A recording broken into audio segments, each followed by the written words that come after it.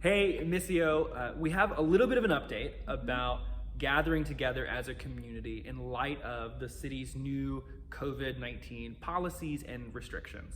So recently, just this week actually, the city has rolled out some new policies that change how we measure and change the designation of Salt Lake City from orange and yellow, and now changing it to a high transmission risk zone.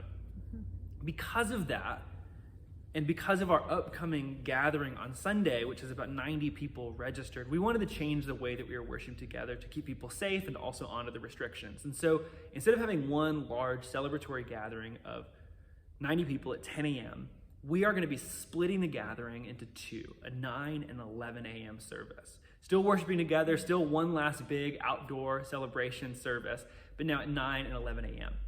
And if you're seeing this video, you should have already received an email that has a registration link asking you to sign up for either that 9 or 11 a.m. service.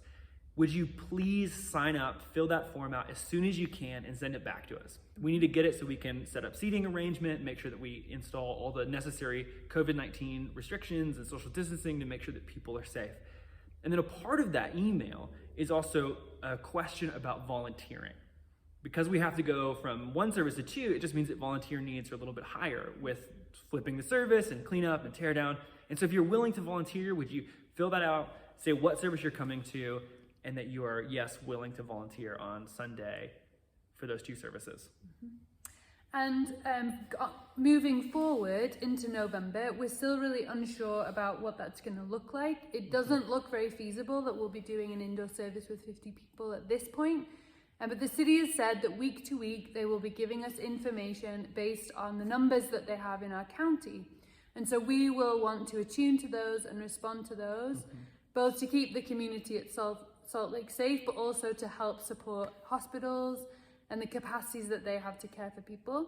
So moving forward, we will be looking at those numbers, and we'll be making decisions week to week on what makes the most sense.